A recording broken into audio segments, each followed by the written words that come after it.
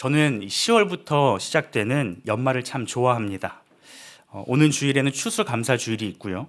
성탄주일도 있고 또 12월에는 제 생일도 있습니다. 그런데 연말이 되면 저를 두렵게 하는 게 또 따로 있습니다. 조금 더 정확하게 말하면 저를 두렵게 하는 연락이 있습니다. 어떤 연락인지 아시나요? 제가 담당하고 있는 봉사부서에 봉사자로부터 연락이 올 때입니다. 성도님들의 연락 자체가 두렵다기보다는 이 시즌에 오는, 연말에 오는 연락이 두렵습니다.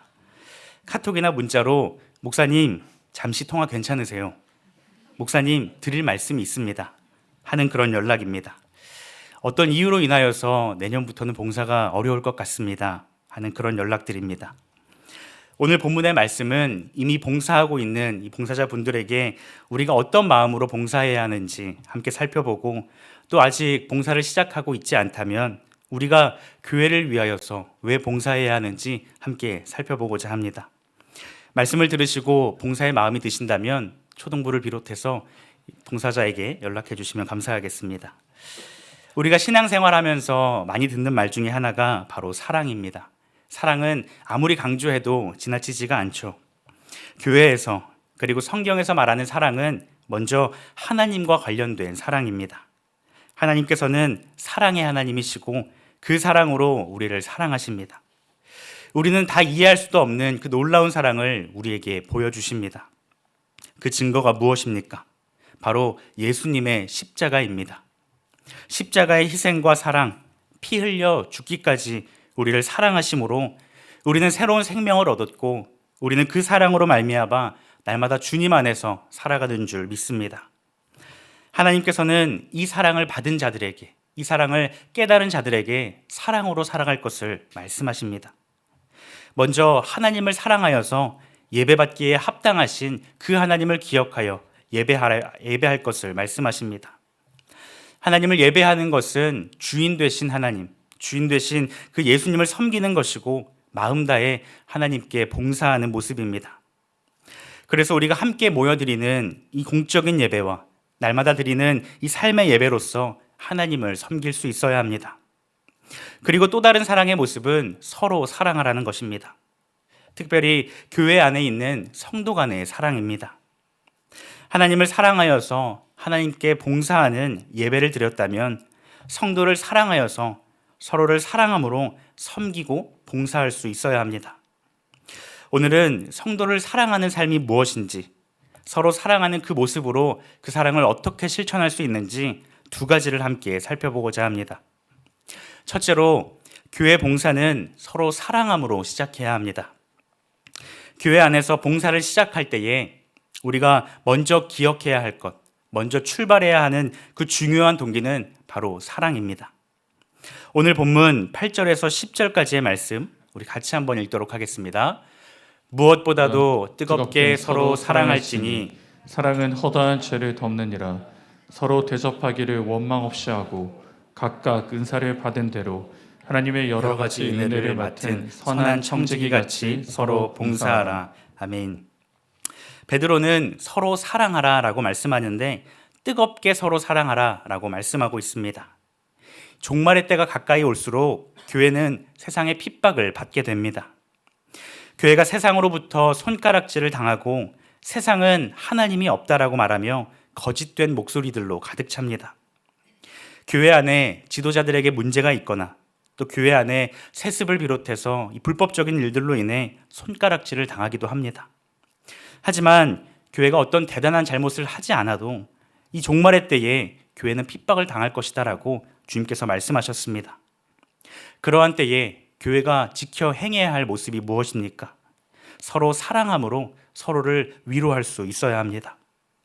사실 나와 같은 믿음을 가지고 있는 그 사람들, 나와 같은 길을 걸어가고 있는 그 사람들을 생각하면 그것만으로도 우리에게 큰 위로가 됩니다. 얼마 전 동성애 차별금지법으로 광화문 앞에 많은 사람들이 모였습니다. 그 모임 자체에 대한 얘기를 나누기보다는 제가 그 상황을 보면서 제가 개인적으로 느낀 것은 하나님을 예배하는 자들이 이렇게나 많구나. 아직 하나님께서 이 땅에 믿는 자들을 보내주셨고 우리가 함께 이 길을 걸어가고 있구나 하는 생각을 하였습니다. 그것만으로도 우리에게 참 위로가 되는 것이죠. 교회 안에 이 성도 간의 사랑의 모습으로 오늘 본문에는 허다한 죄를 덮는다라고 말씀합니다. 하나님께서는 교회 안에서 서로의 죄를 들추면서 죄에 대해 지적하며 비난하는 모습이 아니라 서로의 모습 가운데 연약한 모습이 있다면, 또 부족한 모습이 있다면 서로를 도와주고 용서해주고 사랑의 모습으로 감싸주라라고 말씀하십니다. 물론 여기서 우리가 오해하지 말아야 할 것은 모든 죄에 대하여 눈 감아줘도 괜찮다라는 것은 아닙니다. 죄를 없는 것으로 여기고 좋은 게 좋은 거지라고 생각하며 넘어가도 괜찮다라는 것이 아닙니다. 잘못을 저지른 성도가 있다면 교회 안에서 정당한 치리와 권면이 필요합니다. 죄를 짓는 성도에 대해서 교회가 가만히 있어서 세상 사람들에게 비난받는 일이 없도록 해야 한다는 것입니다. 중요한 것은 이 모든 과정들 가운데 성도가 가져야 할 마음은 서로 사랑하는 마음이어야 한다라는 것이죠. 정당한 치리와 그 권면 가운데에서도 반드시 기억해야 할 것은 사랑하는 마음으로 행해야 한다는 것입니다. 서로를 물고 뜯고 끌어내리려는 그런 모습이 아닌 사랑으로 대해라 라고 말씀하시는 것이죠. 그리고 또한 교회 안에서 그 사랑의 모습으로서 서로를 섬기고 봉사해라 라고 말씀하십니다. 사랑은 반드시 섬김을 동반합니다. 하나님을 사랑하는 사람들에게는 조금 전에 살펴봤던 것처럼 하나님을 마음 다해 예배하고요. 그렇게 사랑을 깨달아서 예배하는 자들은 서로를 사랑합니다. 서로 사랑하여 섬기는 것에는 희생이 필요하고 상대를 섬겨주는 태도가 필요합니다. 그냥 말로서만 사랑하고 말로서만 섬기는 것이 아니라 우리의 시간과 우리의 에너지와 물질을 들여서 그렇게 섬길 수 있어야 합니다. 그래서 성도는 자기가 가진 은사대로 서로를 사랑으로 봉사해야 합니다. 어떤 분은 가르치는 데 은사가 있다면 교사로서 봉사해야 하고요. 어떤 분은 전도하는 데 은사가 있다면 전도하는 일에 힘을 내어야 합니다. 자기가 가진 것들로서 하나님이 주신 은사대로 사랑으로 섬기는 것이죠. 오늘 본문에는 선한 청지기 같이 그렇게 서로 사랑하라 말씀하십니다. 성경에서 청지기는 하나님의 소유를 맡아서 관리하는 사람을 의미합니다. 단순히 관리만 하는 것이 아니라 주인의 뜻에 따라서 성실하고 책임 있게 맡은 일을 관리하는 중요한 역할이었습니다. 오늘 본문에는 은사를 받은 대로 선한 청지기 같이 봉사하라 말씀하고 있는데 우리가 가진 은사가 내가 노력해서 얻은 것이 아니라는 것입니다. 그것이 모두 하나님께서 주신 것임을 기억하라는 것이죠. 또한 이 은사를 나와 내 가족들만을 위해 사용하는 것이 아니라 하나님의 나라를 위하여서 하나님께서 사랑하신 성도를 섬기는 일에 사용해야 한다라는 것입니다. 성경은 우리 모두를, 예수님을 믿는 우리 모두를 청지기로 부르고 있습니다. 거듭난 그리스도인이라면 다 무언가를 맡아야 하는 청지기라는 것이죠. 그렇기에 그저 예배만 드리고 사라지는 것은 바람직하지 않습니다. 하나님을 예배하는 사람이라면, 그 사랑을 깨달은 자라면 반드시 주님의 몸된 교회를 위하여서 또 주님께서 사랑하신 성도를 위하여서 사랑으로 섬길 수 있어야 합니다. 그렇다고 해서 교회 봉사를 억지로 또 강제로 할 수는 없습니다. 간혹 교회 안에 상황이 여의치 않음에도, 할 수 없는 상황에도 일단 봉사의 자리에서 시작하라라고 권면하는 경우들이 있습니다. 물론 저도 선생님들에게 그렇게 몇 번이고 더 권면하는 경우들이 있습니다. 하지만 그렇게 억지로 봉사를 시작할 수는 없습니다. 그런데 반대로 또 어떻습니까? 우리는 연약하고 또 게으른 존재여서 누군가 끌어주어야만 그렇게 감당할 수 있습니다. 특히 봉사의 영역에서는 더더욱 그렇죠. 그래서 교역자와 또 순장님들, 앞서 봉사하시는 성도님들이 권면할 수 있습니다. 그때 아직 마음의 준비가 되지 않았다면 얼마든지 거절할 수 있습니다. 거절한다고 해서 하나님께서 무시무시한 벌을 내리시거나 축복을 빼앗아가진 않으십니다. 하지만 예수님을 믿고 오랜 시간이 지났음에도, 교회 안에서 신앙의 유익을 얻고 그것들을 누리고 있음에도 불구하고 자신의 나태함과 자신의 게으름 때문에 봉사의 일을 미루고 거절한다면 그것은 부름받은 성도로서 태도가 아닙니다. 청지기로서의 바른 모습이 아닌 것이죠. 그러므로 사랑하는 성도 여러분, 우리가 주님께 받은 그 사랑으로 말미암아 사랑으로 교회를 섬기고 다른 사람들을 섬기며 나아가는 우리 모두가 되기를 소망합니다. 몇몇 분들은 초등부 봉사를 시작할 때 초등부 아이들의 순수함을 경험하고자 그렇게 찾아오십니다. 또 아이들로부터 무언가를 배우기 위하여서 오기도 하십니다. 물론 초등부 아이들을 통하여서 순수함을 배울 수 있습니다. 또 아이들로부터 생각하지 못했던 것들을 보고 또 경험할 수도 있습니다. 그런데 막상 해보면 어떨까요? 아이들이 생각만큼 순수하지 않습니다. 또 막상 많이 배우지 못합니다. 그저 힘들고 치일 때가 많습니다. 또 아이들로부터 무시당하는 경우도 많고요. 수치심과 모욕감을 당하기도 합니다. 우리가 봉사를 시작할 때에 하나님의 사랑으로부터 시작하지 않는다면 우리는 금방 지치고 금방 떨어져 나갈 것입니다. 하지만 우리가 하나님의 사랑으로부터 봉사일을 시작한다면 우리는 기꺼이 그러한 수고로움을 감당할 것입니다. 하나님의 은혜와 사랑을 경험한 자들은 그 사랑을, 자신이 받은 그 사랑을 아이들에게 기꺼이 나누어 주는 것이죠. 그래서 계속해서 하나님의 사랑을 공급받아서 그 사랑을 흘려 보냅니다. 우리의 봉사의 시작이 하나님의 사랑으로부터 온전히 시작되기를 소망합니다. 하나님의 은혜로부터 시작할 수 있기를 소망합니다.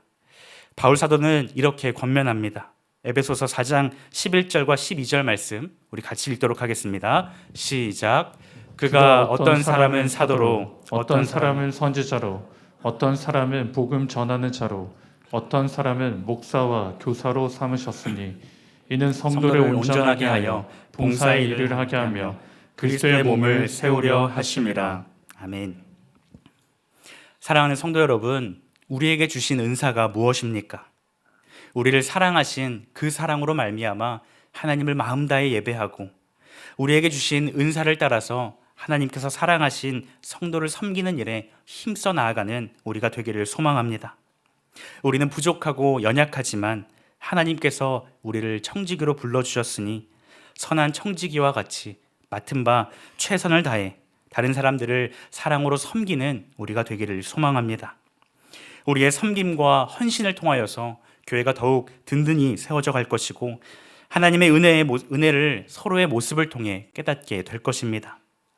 이러한 사랑으로 섬기는 우리 교회가 되기를 주님의 이름으로 축복합니다. 둘째로 기억해야 할 것은 교회 봉사의 목적은 하나님의 영광이 되어야 한다는 것입니다. 하나님 나라를 위해 하나님을 섬기고 또 다른 사람들을 섬기는 것은 나 자신을 위한 것이 아닙니다. 오직 하나님께 영광을 돌리는 데 목적이 있습니다. 11절 말씀 같이 읽도록 하겠습니다. 시작. 만일 누가 말하려면 하나님의 말씀을 하는 것 같이 하고 누가 봉사하려면 하나님이 공급하시는 힘으로 하는 것 같이 하라. 이는 범사에 예수 그리스도로 말미암아 하나님의 영광을 받으시게 하려 함이니 그에게 영광과 권능이 세세에 무궁하도록 있느니라. 아멘. 본문은 봉사에 대하여서 크게 두 가지 모습을 말씀합니다. 말하는 봉사와 몸으로 하는 봉사입니다. 말하는 봉사는 목사와 교사, 또 전도, 찬양하는 일을 말합니다. 이런 말하는 봉사를 맡은 사람들은 하나님의 말씀을 하는 것 같이 하라라고 말씀합니다. 즉 하나님께서 말씀하시는 대로 하나님께서 주시는 그 말씀을 그대로 전해야 한다라는 것이죠. 또 다른 하나는 몸으로 하는 봉사입니다. 말하는 것 이외에 교회를 세워가는 봉사를 가리킵니다. 이 봉사는 하나님이 공급하시는 힘으로 하는 것 같이 하라라고 말씀합니다. 자신의 의지와 자신의 힘, 자신의 노력만으로 하지 말고 말씀을 통해 받은 그 은혜에 따라서 그 은혜의 힘으로 봉사하라라고 말씀합니다. 입의 말로써 섬기는 봉사나 몸으로 하는 봉사나 모두 하나님께서 주시는 말씀과 그 힘으로 감당하라라고 말씀합니다. 왜 그럴까요? 왜냐하면 이 봉사의 목적이 오직 하나님께 영광이 되어야 하기 때문입니다. 이는 범사에 예수 그리스도로 말미암아 하나님이 영광을 받으시게 하려 함이니라고 말씀하죠. 그래서 가르치는 자들은 자신의 생각이나 자신의 판단이나 자기 주장을 늘 조심해야 합니다. 하나님의 말씀인 것처럼 자신의 말들을 해서는 안 됩니다. 특별히 가르치는 자는 늘 성경의 말씀을 전해야 합니다. 몸으로 봉사하는 자들 또한 자신의 열심과 자신의 힘으로 하는 것을 조심해야 합니다. 그러면 결국 그 봉사를 통하여서 자신이 영광을 받으려 하고 자신의 열심으로 교회가 유익하게 되었다라고 착각하게 됩니다. 그래서 사람들이 자신의 노력과 열심을 알아주고 칭찬해 주기를 기다립니다. 혹시나 사람들이 몰라주면 서운해하거나 상처를 받기도 합니다. 물론 열심히 봉사하고 또 보이지 않는 곳에서 묵묵히 섬기는 이들을 우리는 마땅히 격려하고 또 칭찬해야 합니다. 하지만 사람들의 좋은 평가와 또 칭찬을 얻기 위하여서 그 봉사의 자리에 나아간다면 그 일은 하나님께 영광이 되는 일이 아니며 자신의 영광이 되게 됩니다. 결국 하나님의 영광을 도둑질하게 되는 것이죠. 마태복음 6장 1절 말씀에는 이렇게 말씀합니다. 사람에게 보이려고 그들 앞에서 너희 의를 행하지 않도록 주의하라. 그리하지 아니하면 하늘에 계신 너희 아버지께 상을 받지 못하느니라. 아멘. 그렇다면 내가 나의 영광을 위해서 이 봉사의 일을 맡고 있는지 아니면 하나님의 영광을 위하여서 나아가고 있는지 어떻게 알 수 있을까요? 두 가지를 통해서 확인해 볼 수 있는데요. 첫째로 은혜의 자리로 나아가야 한다는 것입니다.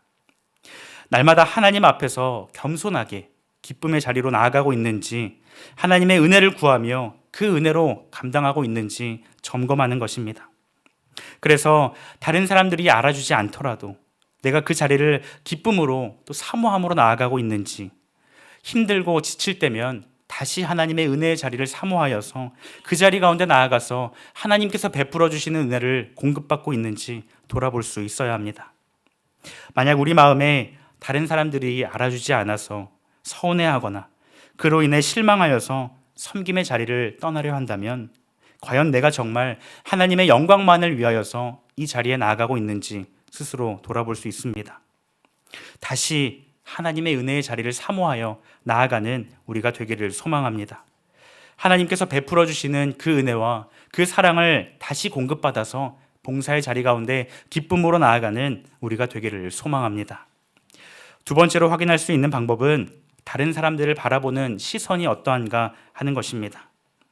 교회 안에 있는 다른 지체를 바라볼 때 우리의 시선이 어떠한가 점검하는 것입니다. 왜 저분은 저렇게 섬기시지?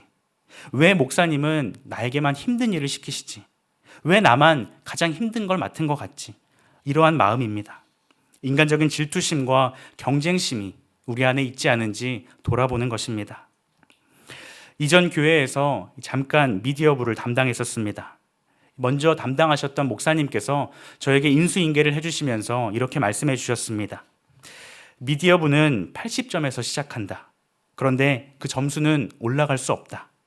아무리 잘해도 80점이고 거기서 계속 점수가 마이너스 된다라고 말씀해 주셨습니다.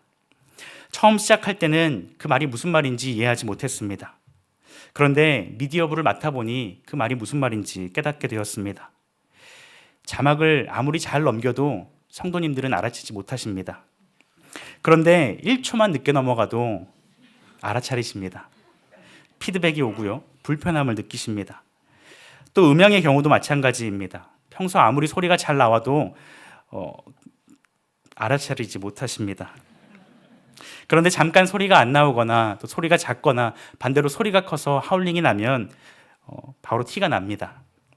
80점에서 점점 점수가 깎여 나가는 것이죠.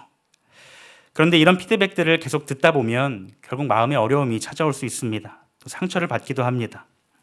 이런 일들은 미디어부뿐만 아니라 보이지 않는 다른 봉사부서들도 마찬가지일 것입니다. 그런데 그때마다 우리가 내 힘으로 이 일을 감당하려 한다면 그리고 다른 사람들의 시선을 생각하여 나아간다면 우리는 금세 마음의 어려움이 찾아올 것입니다. 그런데 우리의 목적이 하나님의 영광으로 한다면 내가 하나님의 영광을 위해 이 자리에 있다라고 생각한다면 우리는 우리의 부족한 점들을 계속해서 돌아보고 스스로 고쳐나가기 위해 노력할 것입니다. 힘든 시간에 다시 하나님 앞에 나아갈 것이고 다시 하나님의 은혜를 구하면서 기꺼이 기쁨으로 그 자리를 그 시간들을 통과해낼 것입니다. 말씀을 맺고자 합니다. 오늘날 많은 사람들이 큰 교회로 가는 이유 중에 하나는 봉사에 있어서 자유롭고 싶어서일 것입니다. 큰 교회는 누가 오는지 누가 가는지 알 수 없기 때문에 예배만 드리고 가는 것이죠. 그런데 작은 교회는 어떻습니까? 일꾼이 없어서 한 사람이 두 개씩, 세 개씩 봉사하고 그러다 보면 일에 치이게 됩니다. 사랑하는 성도 여러분, 우리가 봉사와 섬김에 있어서 기쁨과 감사로 나아갈 수 있기를 소망합니다. 사도 베드로는 마지막 시대가 가까울수록 종말의 때가 이를수록 교회가 핍박을 받을 것이기에 그때에 깨어 기도하고 성도 간의 사랑을 나타내고 섬김과 봉사에 더욱 힘쓰라고 권면하고 있습니다.